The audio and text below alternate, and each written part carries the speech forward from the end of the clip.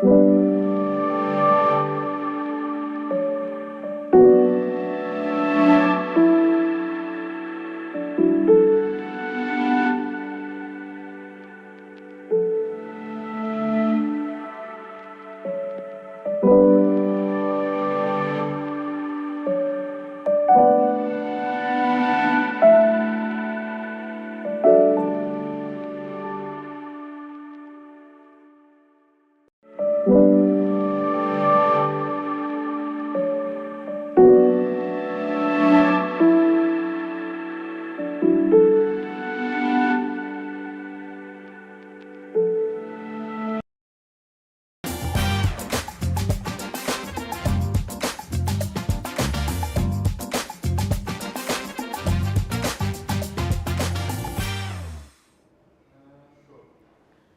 everybody, welcome to Psychological Journeys. Once again, hello.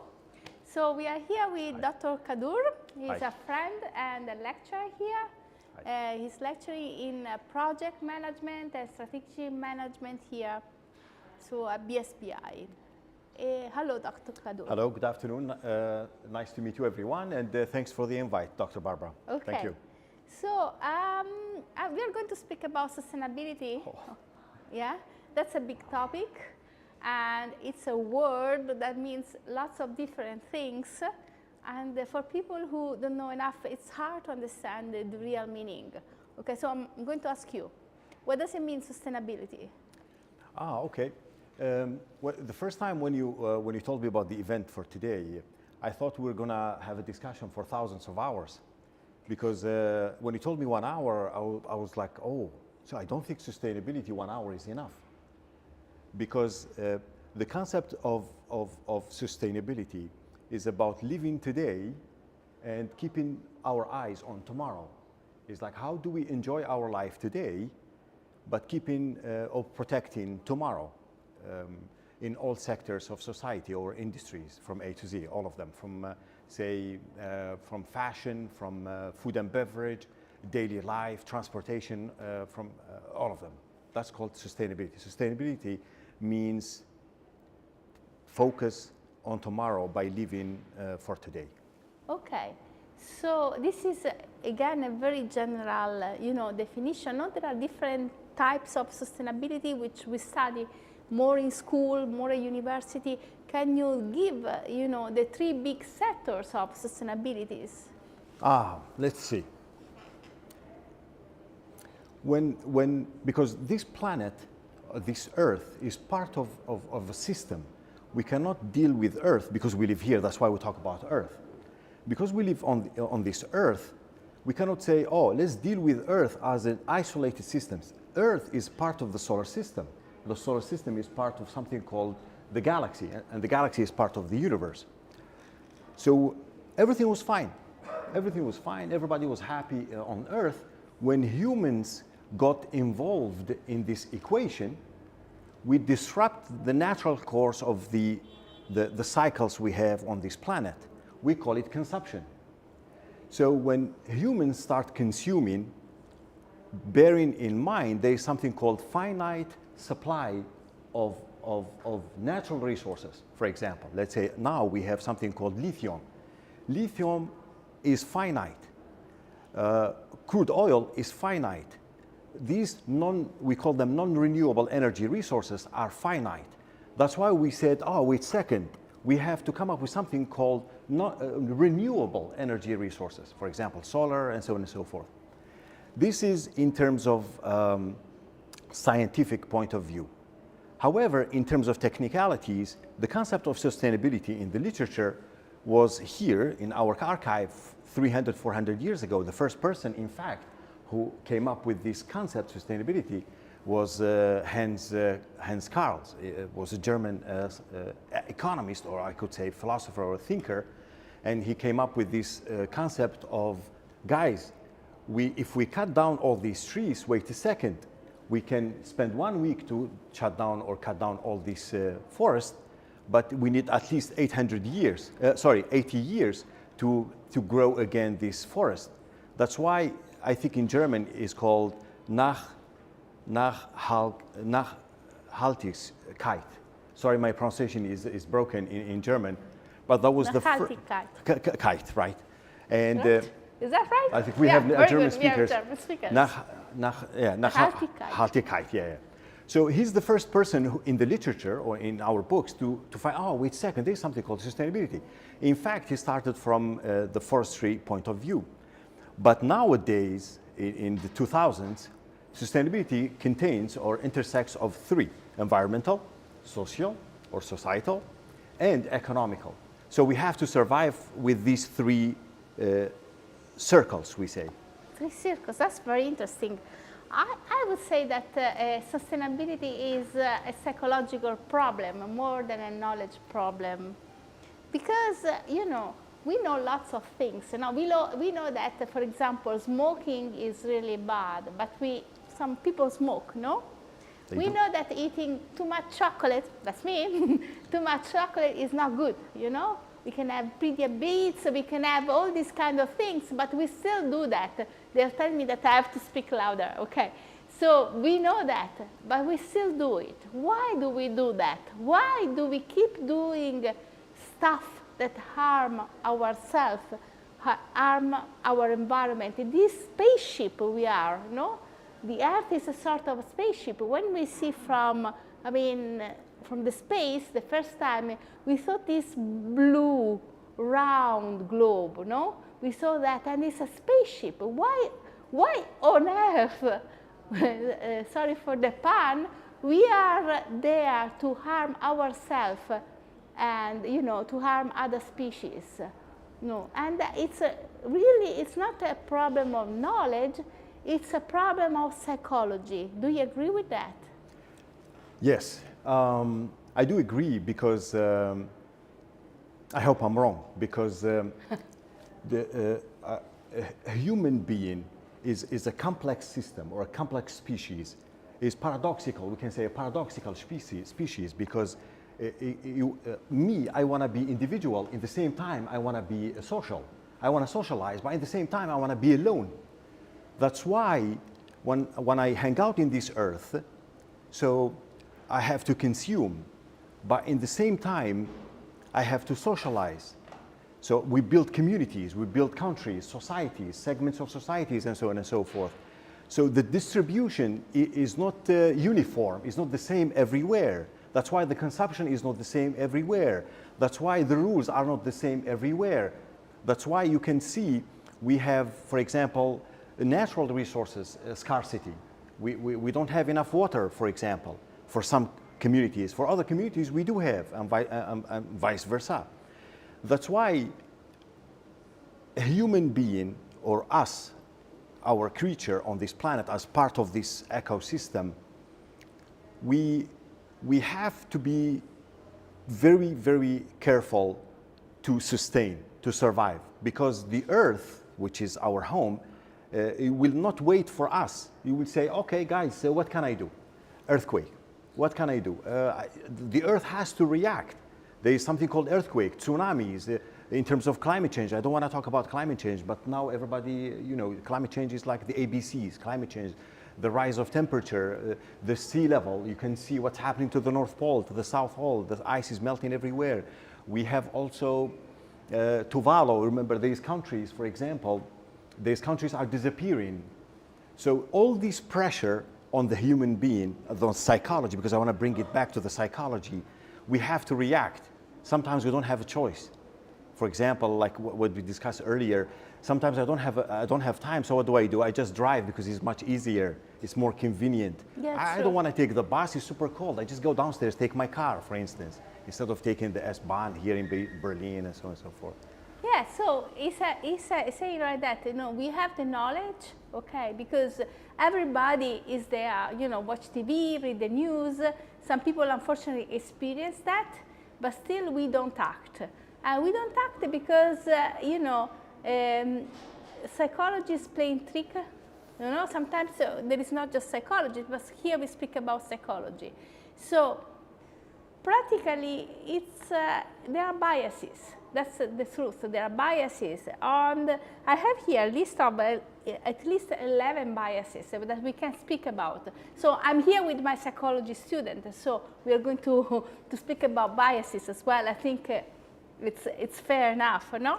So sometimes we have what is called the present bias. So because we want, as he said, the immediate comfort, okay? So we say instead of future benefit, the future is so far away that we say, okay, but we'll do it now, okay? We don't think so far away. And we have this present bias. Sometimes we have the status quo. We want what, it's always been there. We stick to the default mode of acting instead of switching because it takes time, because we are creature of comfort, or, And sometimes we have what is called the convenience bias, okay? What does it mean? Something that is, the bin is downstairs, okay? The bin is downstairs. And, I have to go down to the stairs. It's 8 p.m. I want to go to bed, And I says, okay, the bin to divide, glass and everything else. It's downstairs, it's 8 p.m. and then I have to cross the road and turn right. And there is this big bin and throw my glass there. And I say, oh man, it's 8 p.m. Should I do it? No, I'll do it tomorrow. And then tomorrow is the day after tomorrow. And then at the end, I don't do it. So it's like a convenience. It's an effort. And therefore, we discount the effort because we are living this busy life and everything else, and becomes not so important. And then, as human beings, we are scared of losing something. It's called loss aversion. Okay, we have this loss aversion. So when we lose something, what we lose looks in our mind, in our psyche, bigger than what we gain. So we lost something small, and we don't think of the big picture, right? Yes. And yes. the big picture is something that it's more important. We gain more. Okay, if we lose 5 minutes of time, if we lose, the pleasure of having, a nice meal that is already ready, okay, and we are losing these kind of things, but for us it's bigger. That the big picture is there, that, we are losing our habitat, okay? We evolve, there's a co-evolution with this niche that we are here, this co-evolution, we are losing that, but, we just don't see the picture. What do you think? In terms of a structure to approach sustainability for humans to live comfortably on this planet, we have 3 elements. They need to interact with each other, or they need to combine each other. Means they need to synchronize with each other. We have the government, of course, the institutions, the guys who are in charge, and we have communities, and also we have businesses. So now we have CSR, for example. When I open a business, it's not just about the money or the bank account to make money and go home. No, you need to say, oh, what do I owe the society? What do I owe the planet? Am I green enough? I should be green, and so on and so forth. So to open business, for example, you have to be careful in terms of carbon emission, for example, or greenhouse gases emission, for instance, GHGs, and so on and so forth. The number 2, for example, these communities, NGOs, NPOs, and so on and so forth, for example, there are some organizations, they let's say, motivate in terms of intention. In psychology, we call it intention. So to motivate people, you say, oh, okay, how about the Earth Day, let's say April 22nd, or any day we can pick up, and we say, guys, how about this day, let's go at public places, public parks, and clean, for instance. Let's do some initiatives, for example. Let's take high school students, and so on and so forth. This is just an example. Or let's plant trees. You can see there are some countries, they plant trees, billions of them, and they're trying to revive the green spaces, and so on and so forth. The government, no. The government, they say, okay, wait a second. How about waste management? Me, I want to divide, as you mentioned, because I want to connect with your line of thought. The government will say, oh, okay, society or people, they want to divide, for example, the garbage, for example. Say, we have plastic, we have, like here what we have in Berlin, is extremely advanced system here in Berlin. Extremely green. You have no idea. It's compared to other countries, Berlin or Germany in general, they achieve a very, very high level in the eyes of green, or how to say, transformation. So they say, okay, if I go downstairs and I don't have these separate bins, what do? I just put everything together. Who is going to put or separate these or provide these bins is the government, for instance, or the Ministry of Environment and Waste Management and so on and so forth. So all as a system, we have to team up. You cannot say, it's okay, the other guys, they will do it. They say, the communities, they will do it. No, it's the job of everybody to team up and add up to push further. It's like a one boat. I cannot say, it's okay. If I see someone digging the boat in the corner, I cannot say, it's okay, it's not my area. We will all sink. That's the mystery of sustainability. Yeah. That's the paradox. It's like, that's why I told you before, humans are individual and at the same time social. It's like we have to have this head and tail coin, like a two-faced coin.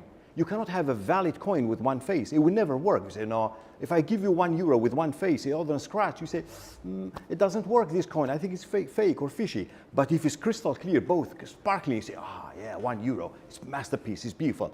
In society, human being, we have to take into account that a human being is an individual in the same time, is a social, means he needs the outside and the inside at the same time. We cannot say, okay, let's motivate them. But when they go outside, there is no bins. There is no public transportation, for example. The roads are broken. There is no, for example, electric power stations, for example. You see what happened when they say, I want to buy an electric car. Okay, no problem. But where can I charge my electric car? There is no power stations. Okay, no buy. Let's go to fossil fuel, benzene and so on and so forth. So all of us, we have to intersect and build this masterpiece called sustainable society. It's a fantastic answer. I think he's right. He's totally right. And there is, in fact, two things that I want to add. And the first thing is the famous bystander effect. Cognitive psychology, first year, no? What is the bystander effect? Do you remember? No, you don't. Okay. I'm not going to ask you more. You should know the bystander effect. The bystander effect is that when there is lots of people, okay, and something happens, everybody thinks, okay, he's doing that, she's doing that. I mean, it's you. Why should I do it? He is doing that. He is doing that. No, and nobody has to do a thing, okay. And so we have to be aware of the existence of the bystander effect, because this is a common problem. And the second thing is that when we apply sustainability, because sustainability, as he said, is a very big problem, no? Big word means, unfortunately, means too many things. When words means too many things, at the end means nothing, okay? But when we see sustainability and community together, when they go together, okay, and maybe there is a problem in the community, okay, and the government says, okay, I'm here to solve the problem, but the community does not become essential, the protagonist, the main character of the problem is going to be solved just halfway, because we have different kind of motivation, and the motivation must be intrinsic. And when you have intrinsic motivation, no, you have intrinsic motivation when the things are part of yourself. When the things are external, somebody else, is going to do that, or somebody else is going to tell me how to do it, or I become a client, I become a patient in a system, they are not part of myself. They are not myself. If you are going to do a work of art, okay, and somebody is there teaching you and giving you order to do this work of art, the work of art is not coming from you, no? You're doing this, but you do with half of the interest, half of the will, half of everything. You have to do it because it's a must at the end. Okay, if you're studying for a course and you're not interested in the course, you study, okay, I'll pass. And so this is, the motivation that comes, it's extrinsic motivation, it's motivation that comes from outside. But the motivation in this case must be coming from inside, it must be intrinsic. So when there is a problem, okay, maybe there is a street that is polluted, or maybe it's dirty, or maybe there is a lake that is polluted. It must become a problem of the community. It shouldn't be seen from the external, say, okay, you, the community and the lake, you know, you are my problem and I'll solve it. Because this way, no, there is a sort of a gap between us and who is going to solve the problem. Okay, the thing is that this is our problem. And when it becomes our problem, everybody is involved, and the motivation comes from inside because it's your problem, you want to solve it. Okay, and this goes for the lake that is polluted, the street that is not, you know, it's very, very dirty, or the fact that one of the thing of, you know, one of the problems of our society is old people that are very much lonely. And this is a sustainability as well, because we are all together in this big boat inside, you know, in the universe. And these people are lonely. And if you put there and they go and there is a center which they, you know, they stay in the center, they become the patient, the clients of the center, it doesn't make any difference. Instead, if you have this person is lonely, but is old, and it has, for example, a skill, it can carve wood or can paint, and create a center in terms of his ability, okay, the things are changing because he is motivated to change his position, and the community is motivated to learn something new. So the thing is that the problem should be community problem, okay? It shouldn't be so abstract and far away, because we, with our psyche, with our way of looking at the world, we don't grasp what is far away, what is abstract, what is, you know, it's not the present. And so it should be a community problem. As I said, we are social beings. We live in a society. We cannot live on our own. We have learned in development psychology that the kids that are left alone without the care, you know, they can have food. Sorry, just the cold is catching up. They have food. They have, you know, they live in a clean room. They have everything, but there is no love. There is not a relationship with the others. They are going to die. Okay, they are going to die. And this is speech. We have worked on this a lot with my development psychology student. And it's the same with ourselves, with our environment, with our community. We have to live in this community. We are part of a circle, we are part of the community. Also this difference between we are us and then nature is there. You know, there's always, we have to save nature. What are we? We are not nature. I mean, we have to say nature. Hello, nature, how are you? You're far away. It doesn't make any sense. No, we are nature. So we have to save ourselves. It's not something that is there and we are here. So this division doesn't make any sense at all.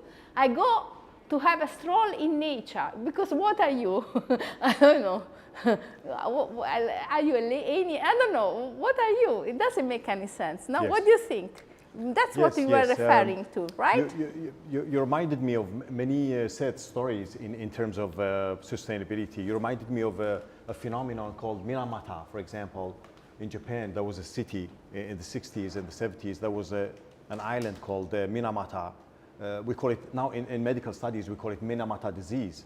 But in fact, this disease, based on the pollution of this, because this chemical factory, they dump their remedies in this river. And then after a few years, people start falling down, and people start losing their hair and stuff. And even biologists, they didn't understand this disease. And then they name it Minamata, based on, after the city, for example. We do have many explicit examples. For example, from Ghana, we have Galamsey, for example, this illegal mining where they dig out all these chemicals and mercury, for instance, lead, and so on and so forth, and they mix with fresh water, and they destroy the natural course of nature in terms of agriculture and so on and so forth. There are many. And also, you reminded me also for another extremely important factor called geopolitical map, because there are the leadership, for example, which is, we call it the government, when they say, okay, guys, this time we have to go back to fossil fuel because climate change and global warming and so on and so forth is just theories, number one, or if it's real, it's still far away, psychologically speaking. If I have deadline in 50 or 100 years, I can delay. I say, it's okay, we come back to this tomorrow. Let's dig more fossil fuel, or let's, radioactively enrich these elements, this, uranium and so on and so forth, nuclear energy, and let's strengthen our house. And then the prices, it's okay, still far, 50, 100 years. Regardless of the geography, it could be, it depends on the country. So there are several, I could say, global factors or criteria or variables in the system or in the equation that's very hard to control. If you tune one, you lose the other. If you have a wise leadership and society, they don't have bread at home, they have to go out and survive. They don't want to take the bus, they don't want to divide the waste, for example. And this reminds me also for a group of people or scientists from MIT in 1972, they wrote a book called Limits to Growth. Limits to Growth in 1972, and they update this book every 10 years. So these scientists, I think 4 of them, they end up together and they predicted the future of the planet in terms of natural resources and so on and so forth. 1972, 1982, they update their model or their algorithm or their scenario or the future phase of the planet. Are we going to be here or in 10 years? Well, let's see. 72, 82, 92, 2002, 2012, 2022. And they published the last version of the future of the planet, and they called it the limits to growth. Because growth is not sustainable if you rely on finite resource. If you rely on finite resource, for example, fossil fuel or lithium, in our case now in 2026, is lithium, it became fossil fuel. Because it's finite, we need to be very careful.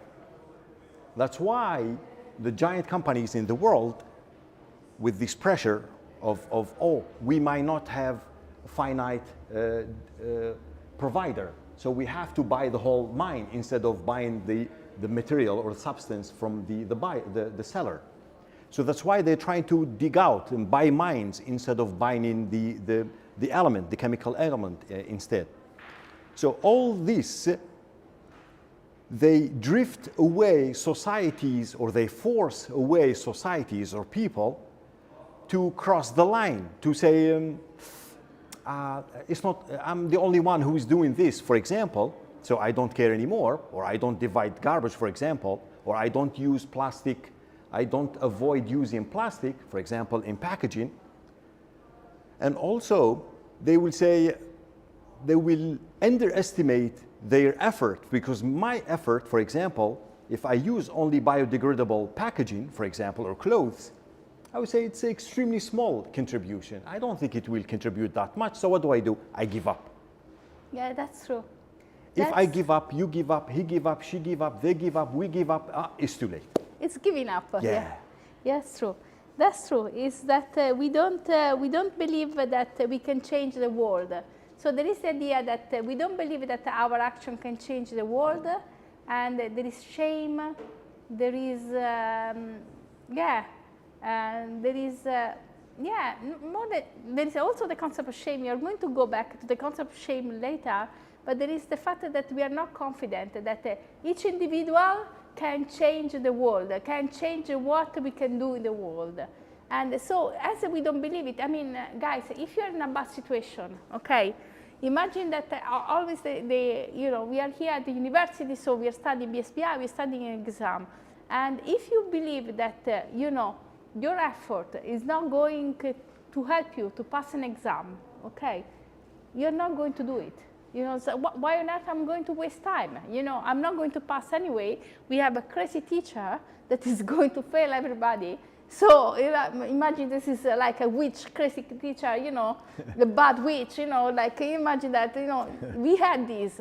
And you say, okay, we have to study these 40 pages to pass this exam, but it says, no, I'm not going to do it because everybody is going to fail every semester. I'm going to wait. You do other exams because you say, I mean, what's the point? And if we don't believe that our each individual action are going to make a difference, we are not going to do it. And we see that in our daily life. And so that's why psychology is so important. And then actually, I want to finish with these biases, and then I'm going to ask you some very hard questions. For example, there is the optimism bias, no? You know, I see that. I mean, I had a discussion with, I'm telling you about the optimism bias, which means, okay, yes, the situation is very bad, but, you know, science, technology is going to change everything, and, you know, we just have to wait for the right discovery. Why on earth I have to do something? Scientists are there, they are going to change everything. Now we have artificial intelligence. We can ask artificial intelligence to solve the problem. That's it, you know. Ask ChatGPT now. And, you know, this is a bias, optimism bias, is that, you know, as we are really, you know, we've done lots of, you know, we see that there is this line of progress that goes, I don't know where, line of progress, we become better, you know, and this is better in inverted commas, better, better, better. So we're going to solve every single problem that we have on the planet. And this is the optimist bias. And then there is something that sometimes I see we do in different occasions, and it's called, you know, the moral licensing. You know, sometimes we say, okay, you know, I bought something that was really, really, you know, good for the planet. I've been doing, I've been good, you know, I've been buying second-hand clothes, so we don't throw them away. I've been, you know, eating a very small amount of meat, you know, maybe once per month or once every 2 months. Lots of food that come from the region, so I can take a small flight, you know. Why not? I've been good. I've been behaving very well. And this is, you know, it's not the same thing. You know, are two different things. And this is the moral licensing. We do that. It's, you know, we do that for other things. You know, when you go on a diet, you know, I mean, many of us go on a diet after a certain age or before the certain age because of whatever fashion and everything else. So you've been on a diet, you know, for 7 days. He said, I've been good in 7 days. Okay, Sunday, have a giant piece of cake with cream and coffee at 4 o'clock, you know. And then where does it go, the diet? Doesn't go, you know. And it's the same mechanism that we have in everyday life, the same mechanism. And yeah, and then there is other thing which is can be called the single action bias. So because there is anxiety. Not everybody has it, but we have anxiety about climate change, the fact the world is going for certain things worse. We have anxiety and everything else. So what we do, we just do a single actions, you know. You know, it's like a sort of magic thinking, you know, that you can have also, you know, before the exam or before everything. You know, a single action. Maybe it can be recycling or taking more often the S-Bahn, the U-Bahn, you know, the whatever you have, or maybe, you know, walking more, or maybe being a couple of months without meat completely, or, you know, you go vegetarian for a while, and you make sure that you use a local product. So it's a single action, and then you say, okay, I've done it. I'm okay. The anxiety goes down, you feel, it's okay, I saved the world. The anxiety goes down, and you start doing again. So, you know, or you take flights, you don't use the train, you know. And then this is very important. And then, yeah, this is very important. This thinking about psychology, how they can affect us, all these biases. Yes, I think you reminded me of optimism. Yeah. Because being optimistic doesn't mean being blind. Being optimistic is being realistic and execute. That's optimism. Optimism is like, oh, okay, we have a problem. Let's sit down and fix it. That's called optimism.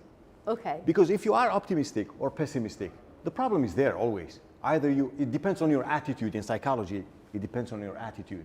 In VBN, for example, in value and belief and norm theory, or in TPP, in theory of planned behavior.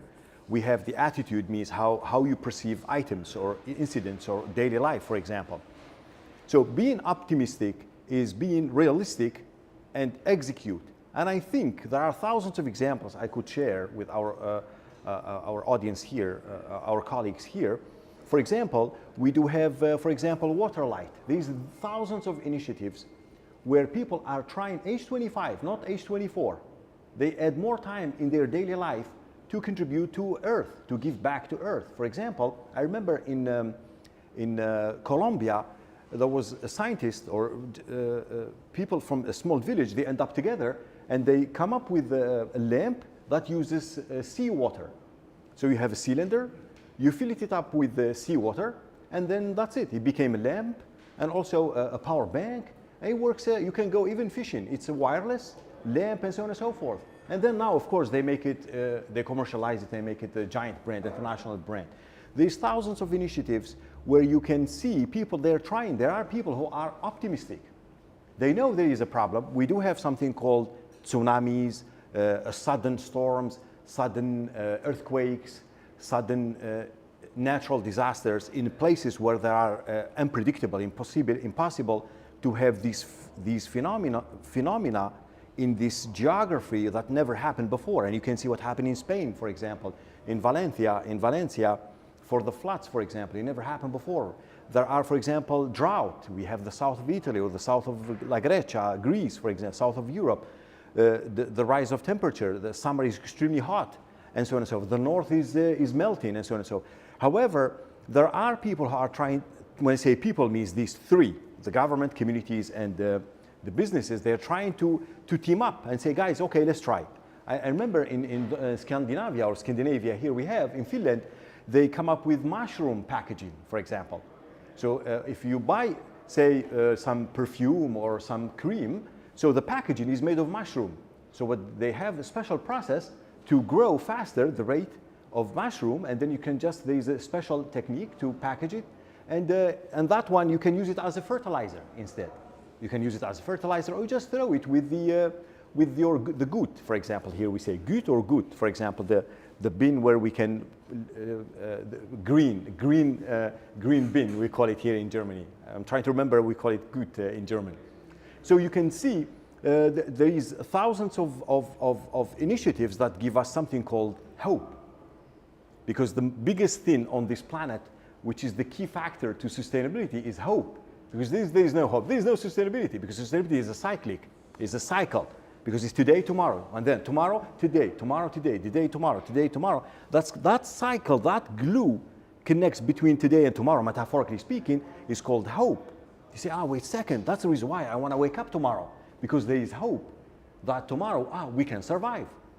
And this started before BCE, before since the Romans, then the Greeks and the Eastern civilizations and the Far West civilizations, the Incas, the Mayas, the pyramids, and so on and so forth. So there are initiatives. For example, I remember Coach, like fashion brands, they start making bamboo, for example, clothes. They use bamboo, this abundant plant, we say. Bamboo is everywhere. Why don't we make instead of cotton? Because cotton is a bit delicate and critical, and it needs fine engineering and fine agricultural skills to grow, and to grow it within a short period of time, and so on and so forth. Also water as well. And besides water, water is a giant chapter. I don't think it's maybe in future we talk about the water scarcity, because it's yeah. And there is also the other things that sometimes we do what other people do. That's why it's important, the community, the society, the community. So if if everybody at work is using this, instead of taking from home the lunch or buying a lunch that doesn't use so much plastic, everybody is buying a sandwich which is wrapped in plastic. I mean, at the beginning maybe you try to do something else. You try with but then you're different and you're having food with them. And human being, we don't like to be different. If you see the clothes, we all dress the same. we all do, we like this uniformity because we are a species that goes together. So it's also different, to be different. It's difficult to be different. So we just do sometimes the same thing. We don't want to be a lonely wolf. We want to be with the pack, okay? So this is another problem. And that's why it's a community things, And it's, I see you want to say something. Yeah, sorry. No, just go. Because you reminded me when you said part of the pack, you reminded me of, there is another a group of people or group of interested people in sustainability and green future. They build atmospheric generator, for example, atmospheric water generator. For example, they build a device that absorbs humidity from the air, the room, and they generate, they produce water. You can just, there's thousands of solutions. That's what I mean. There's thousands of solutions, and there is hope. There is hope on this planet that we're doing well. We can blend in with Earth because we are outsiders. Earth was doing great time. They're doing good. We came and we I imagine disturbed. Earth looking at us. What do you do, human being? And you like, oh, sorry, I'll behave. Yeah, we disturbed the natural dynamics of the Earth by something called sustainable consumption or finite economy becomes exactly. The main thing, and we don't like that. It's not fair. Okay, here it's a summary of what we said. There is environment, social, and economic. I'm not going to repeat that.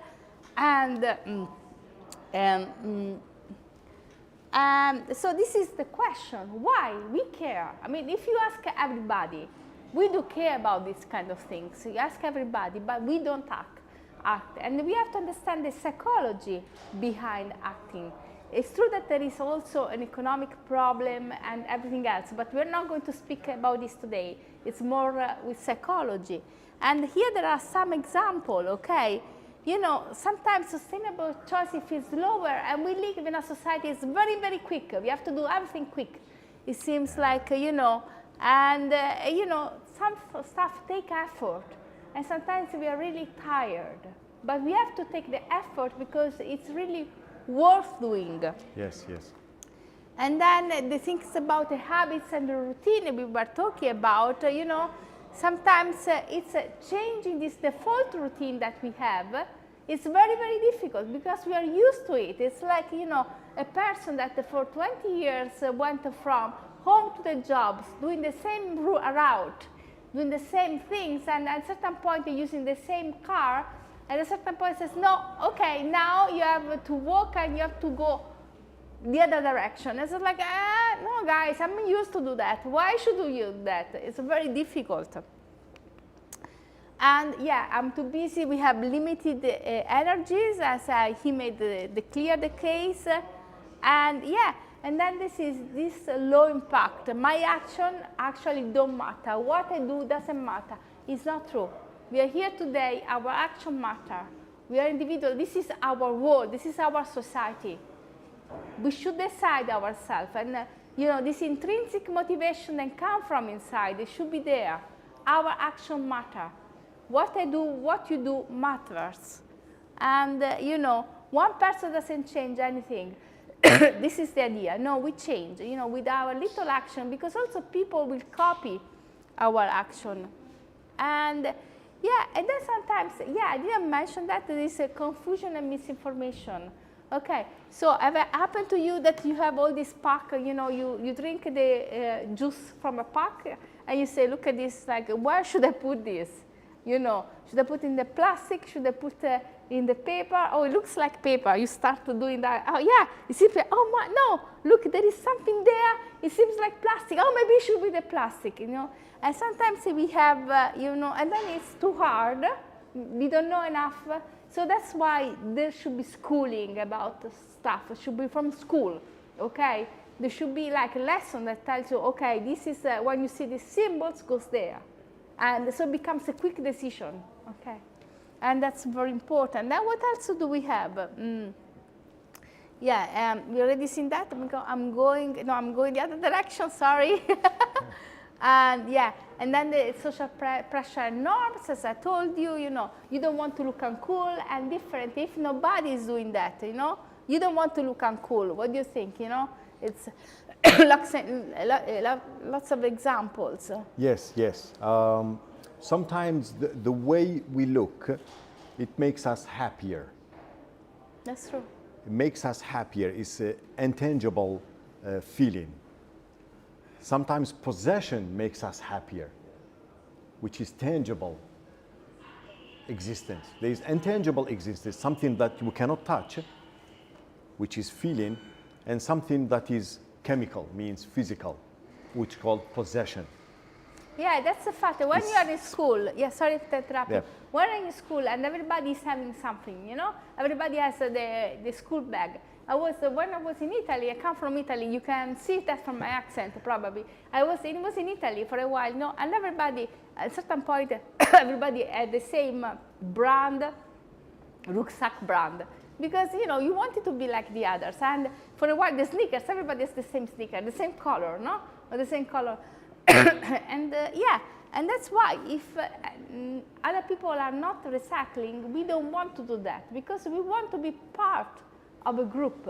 So that's important. That's why the individual difference, what you do as individual make a difference, because maybe somebody is going to copy you, as well. So it's we learn, and we've done this in social psychology and in developmental psychology.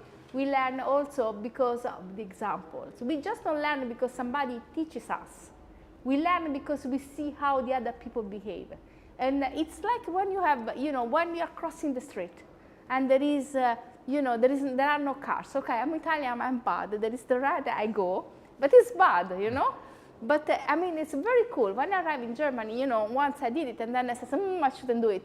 And then, and the reason why is that, why you shouldn't do it? Also, there are no cars. Because maybe there is a kid that is looking at you and he learns the wrong behavior. No? And yeah, you shouldn't do it for that. You're in a hurry, there are no cars, there is no danger, okay, you just move.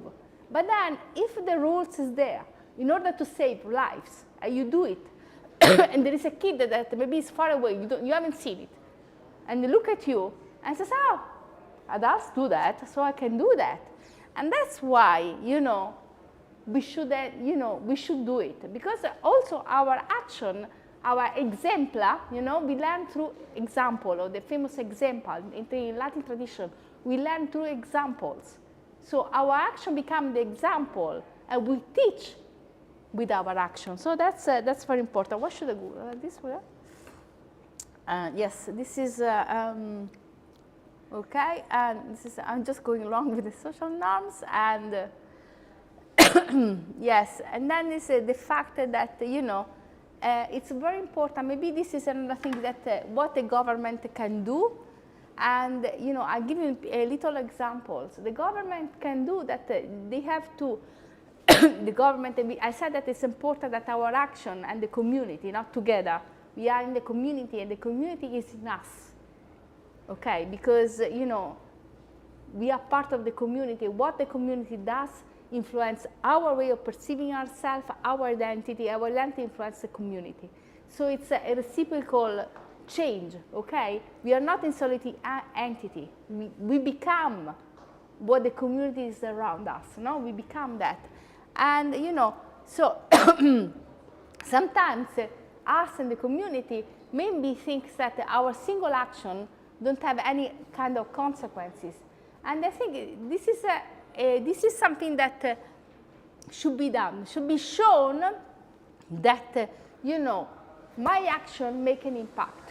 So if I don't take the plane, it should be clear, should be taught in school, should be made clear, not just how many I've saved, because I took the train, okay, or because I've done something different, should be clear, the impact, the environmental impact that we have. Okay, so it's something that should be taught, should be made clear, should be shown, should be displayed, should be a prize, okay? Because when something is invisible, we don't care. We like visible things. We are human beings, we should know ourselves. We like something that is shown. Because otherwise, if it's invisible, you forget it's there. You forget that with your action, you make a positive impact in your environment. So something that should be praised and should be shown how important it is. Okay, so you traveled, you cycled every day for 2 months. Okay, it should be clear that you saved so much, so much energy, that you saved so much environment. It should be clear to you. No, what do you think? Yes, yes. I think you reminded me of Maslow. I think Abraham Maslow, in 1943, he wrote an article called The Theory of Human Motivation. But in fact, the story doesn't start from the 40s with Maslow, and then we have ICE, we have Martin in the 70s. They wrote an article on TPB and the 80s as well. Sorry about that. Even the story started before that. Mayakovsky, we have even one Mayakovsky wrote a masterpiece theories. Even Pablo Neruda from the South America as well, he wrote, or in total, they said, I want to summarize for you, the message is the best place to be is the street, because in the streets everything is happening. Everything. All these 3 segments or 3 elements of society, the government, communities, business people, and the consumers, or vice versa, we all belong out there in the market. So we all want to belong to somewhere. It depends on the factor, depends on the criteria. Could be religious, could be language. I want to belong to this segment of society. Now, the reasons why, or the factors that led me to belong to this group is psychological. Yeah, so we want to belong, that's true. Belonging. Belonging is very important to us, and so if the community is behaving a certain way, we will behave a certain way.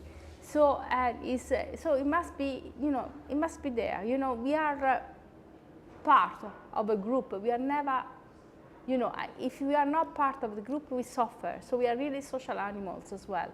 So we don't want to look strange. We don't want to look uncool. We don't want to look different. So it's important that we behave in a certain way, but also that the community itself behave in a certain way, and the society itself behave in a certain way. It should be, it should be something that is coming from one side and going to the other side, like a ping pong, now. And it's very important things. And, because it's social norm, no one wants to stand out. And that's very important. Okay, so I'm just going with the slides and haven't got it. Okay, and yes, and then maybe here there is something that we have to also to start thinking that the way which we reason, the way which we think. Thank you so much, because yesterday. Thank you, Mr. Zohi. Thank you so much. I have this. Yeah, it's not really. So what we're thinking is that the way which we think influences the way which we act. In different occasions, we spoke about cognitive behavioral therapy. We spoke about CBT. We spoke, in this psychological journey, and we say that our thoughts influence so much the way which we behave, that influence our feeling, that influence the situation. So it's sort of a circle. Okay. So when somebody is not doing something that you think is good for the environment or sustainable for the community, because we've seen that sustainability means lots of things, you don't have to say, oh, you have done something wrong, because people, they're not going to reply well to this, oh, you have done something wrong, you are behaving badly. Because also when you are discussing with somebody, in a discussion, you never say, you have done this, I feel that, this is doing this, I feel this. You never say you, because then there is confrontation, okay? And in the same way, we have to learn to think differently and to speak also differently, okay? So we are going here, and at the end, maybe, because if you say to somebody, do that, because you are not doing that, you are playing shame. So it's, you don't say, don't tell me what to do, this is, you know, there is a rebellion. But you will say, okay, you've done this, but you know, why don't you formulate the way of thinking, never put shame on people, because the shame doesn't bring anything good. You know, bring avoidance. When there is shame, there is for sure avoidance, there is rebellion, people become rebellious, they don't act in proactive way. You never shame a kid in school that is behaving badly. You never shame a friend. You never point a finger, because the reaction in discussion in everyday life don't give the optimal results. So reframe also this way of behaving, and you know, instead of say, you know, non-judgmental tone is better. Many people find this hard here, but you know, we can make the difference together, okay? If you can swap one car trip a week for working or bus, you cut emission and save money. So say this instead of saying you always go by car, and don't put judgment or shame on people, because we don't deserve that. And there are so many reasons why we don't do what we should do and what is good for us and for our life. I think, Dr. Kaddour, we have to finish here. Yeah, I don't. Yeah, we don't have enough time, because it's a very, very. I think it's an eternal discussion. This discussion goes forever. Forever. Okay. As long as we still in this earth, because it's our oxygen. Sustainability is like, we cannot avoid sustainability. It's a very important topic. It's a word that has so many meanings. But now maybe our students here, maybe they have some questions, and Dr. Kaddour will be so happy to answer to your question now. I try my best, yeah. Yeah, you are fantastic. Okay, who wants to ask a question? Okay, please, please, please, please. What is your question? Yes. Oh, it's coming, it's coming. Thank you so much. Mike, yes, yes. So my question is, so as we have talked about the AI, how AI will affect our cognitive intelligence, and it will further affect our psychology related to sustainability. Okay, this is a very big question. How AI can, you know, I don't know, is it going to affect our intelligence or something else? I don't know. You want to answer? This is really a hot potato. I'll give it to you. I hope I'm wrong, but I think AI is good news. AI is good news. Why? Because AI is a tool. AI is a tool. For example, when I start building a house, I use my hands. So I use a rock, stones, and so on and so forth to put this house together.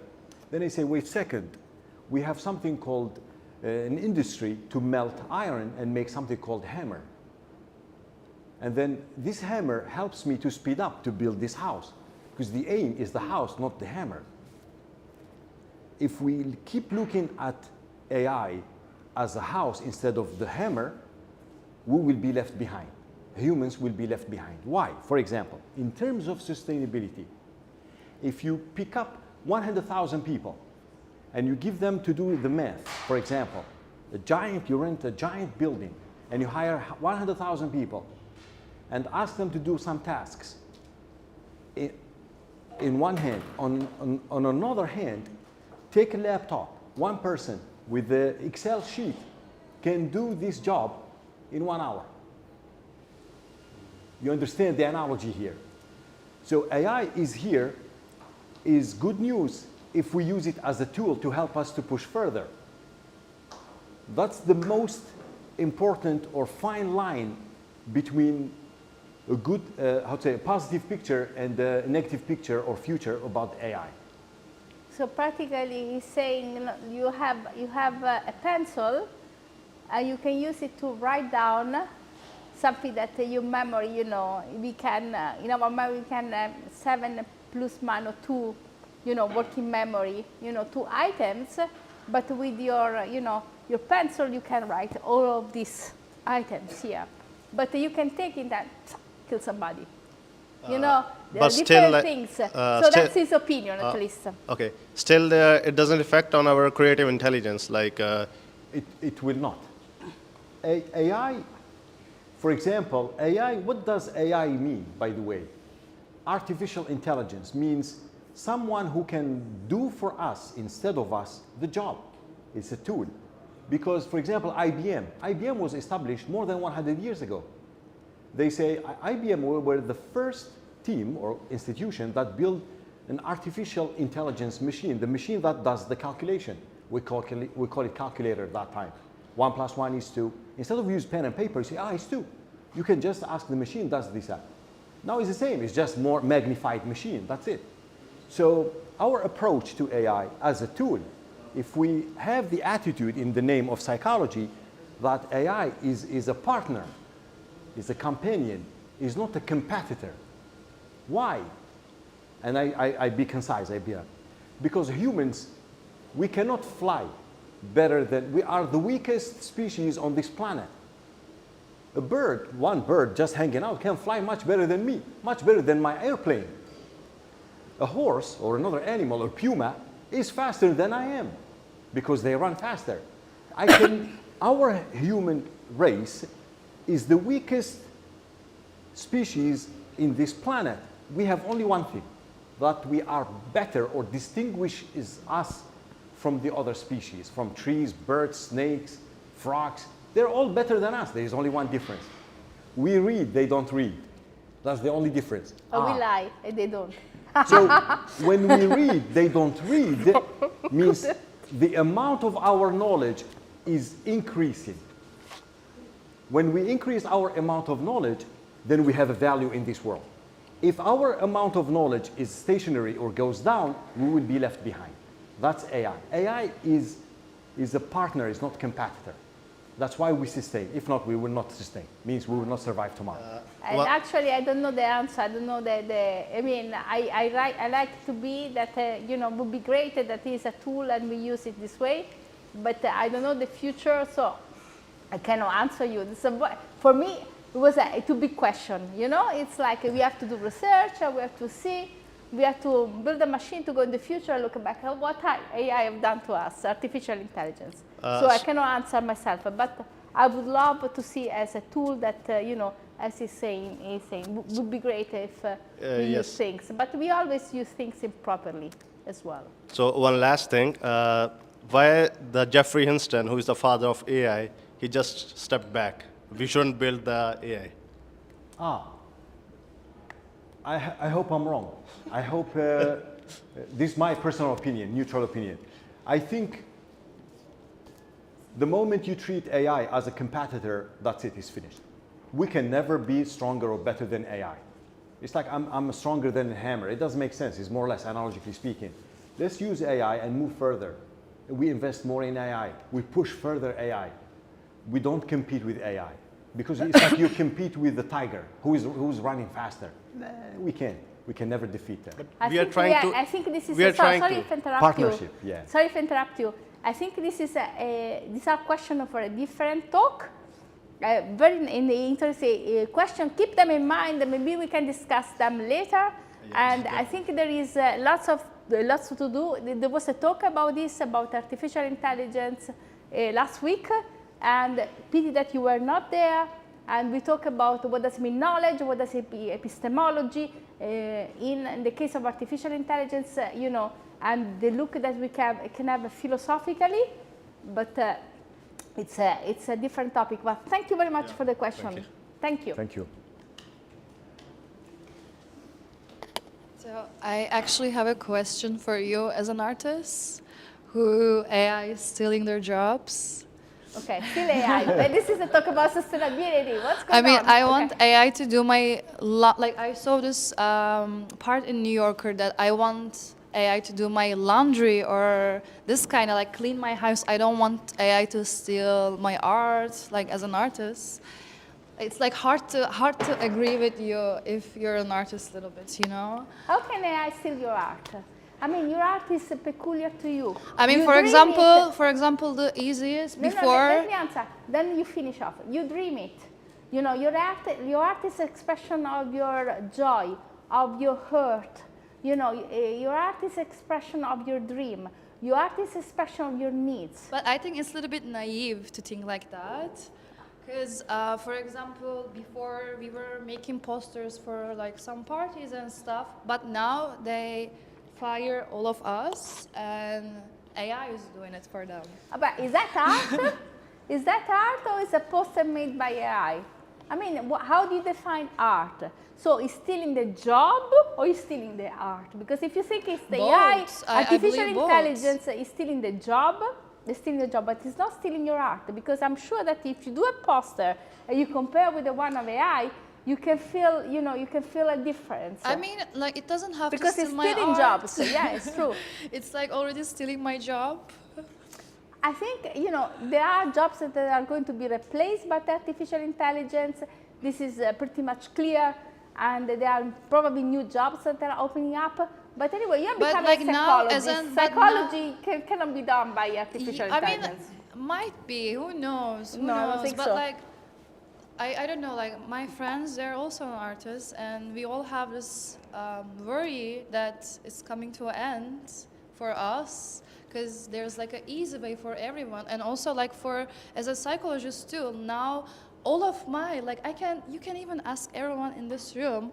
Everyone is using ChatGPT for their therapists. Okay, guys, okay, for art, I can give you a comparison. You know, before everybody was drawing, you know, the face of great and painting it. And then there was photography, and they said, okay, but photography is stealing my art because it's taking photos and there is no need of my portrait. But then art evolved, become conceptual art, it become something different, so it's not doing that.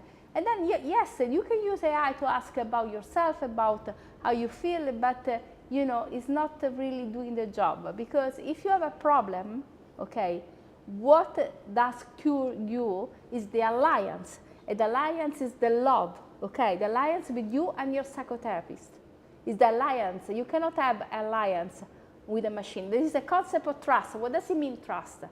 There is a difference between trust and reliability. I can rely on AI, but I cannot trust AI as I can trust a friend.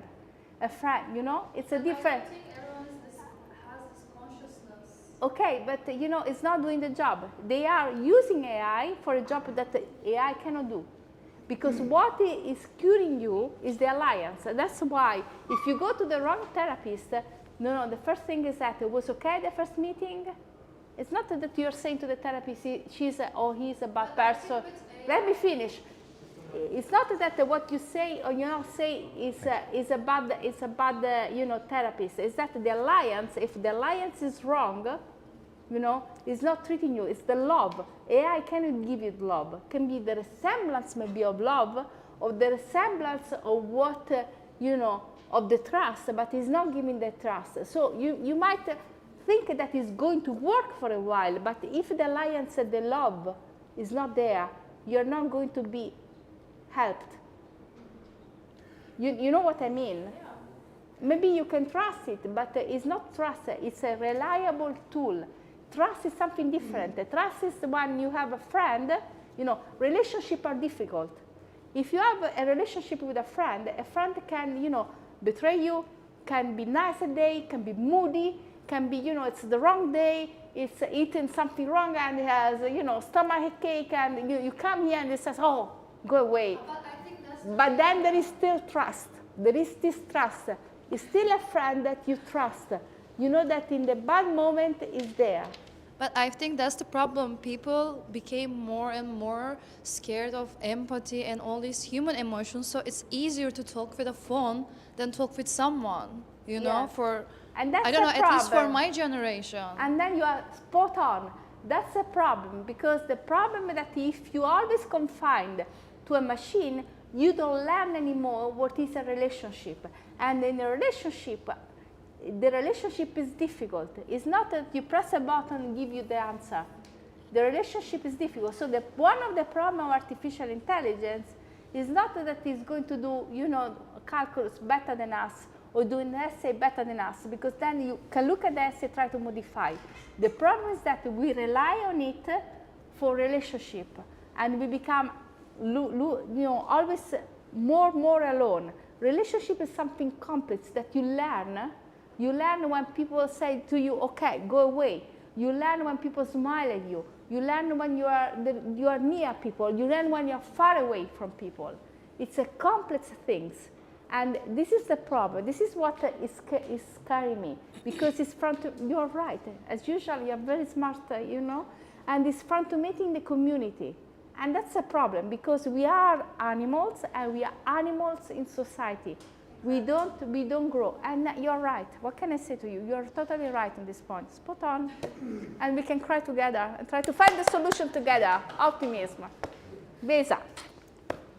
Yeah, she reminded me of, there is a piece of art was drawn by an AI and was sold in New York for 1.something million, right?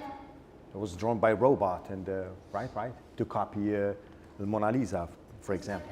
True. We are becoming more scared of human touch, Yeah. human connection, and it's like choosing the easy way. And everyone is, especially my generation, is insane actually. Yeah. How we are scared about any small emotions. Too much pressure, yeah. Yes, pressure. Yeah, right. So I have a question about us being social beings and how we have all these biases. How then do we get ahead of that if it's not cool for me to throw away trash in the right bins, or it's not cool for me to follow the rules, because we do belong to certain groups? And if my group thinks that we should go against the rules, how are we going to change and be more sustainable? How do we get over these biases, since they're inbuilt and it's what everybody does? Yes, in group, out group. That's a very difficult question. So I think here it should be, first of all, it should be made easier to do certain kind of things, divide. It shouldn't be not so difficult, because sometimes it's the difficulty. So that's why everybody in the group is doing something. And I think it should be education, should become sometimes, from inside the community, but also from above. Should be clear that certain things are really bad. And then, and then education makes the difference. But logically, it's very difficult, you're right. Okay, so I have something to say on that. I think that the way things like little actions, thank you, the way little actions are escalated into such a big deal is something that everyone has such a problem with. I think that if you're in a group and you see rubbish, or you see something and you pick it up and someone goes, oh, why are you doing that? It doesn't matter. Nothing actually really, in that sense, like, you're doing this for the sake of doing something. And I think the more that we escalate the true meaning of these things, it also makes everyone around us make a bigger deal out of something so little. I think that just doing things for the sake of it belongs in the bin. I think that's a way of just simply just de-escalating the deal of being sustainable, de-escalating it to just, it's normal now. To, in your mind, by doing that, people around you will start to think, oh, okay, it's not a big deal if I make fun of them for doing it either. They're not reacting. It doesn't, it just is. It becomes normal. That's what my friend group, I find my friend group has managed to do that, which is really good. Because everyone just started thinking like, okay, we're making fun of them, there's no reaction. Who cares? Let's all do it now. It just became normal. It can become normal. Yeah. So thank you. That's a really good point. And I have a follow-up in terms of education. There are certain things that in a group setting, there's unspoken rules of who has power. I'll give you an example of what just happened. When you were partially choking, no one stood up to get water till he did, because I think we all thought about doing it. Thank you. Yeah, thank you.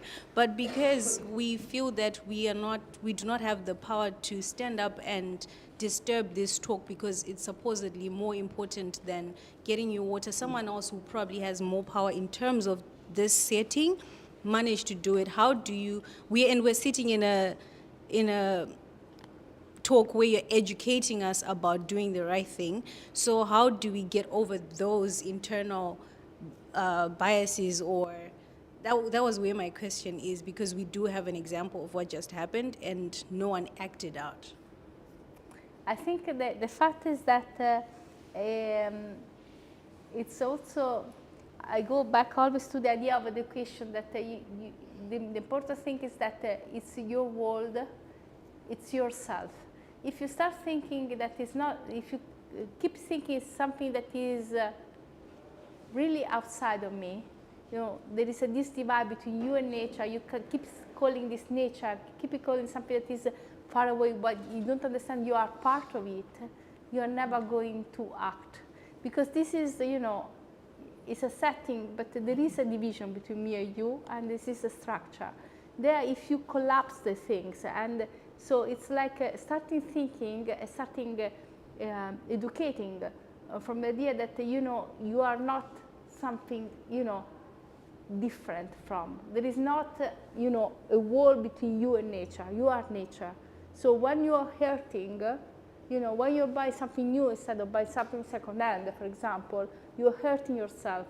And I think this is going to change the way in which you think. But, you know, psychological biases are difficult to logically to change. And it has to start from education, from primary school is small acts, I think. Yeah. I always go, you know, many of these problems that we have in society, yeah, logically there is psychology, there is, you know, and there are lots of different things, you know, and you started, you know, how you solve problems, you learn how to manage situation. But many of the problems that we have in the society are based on the fact that we have not a good education.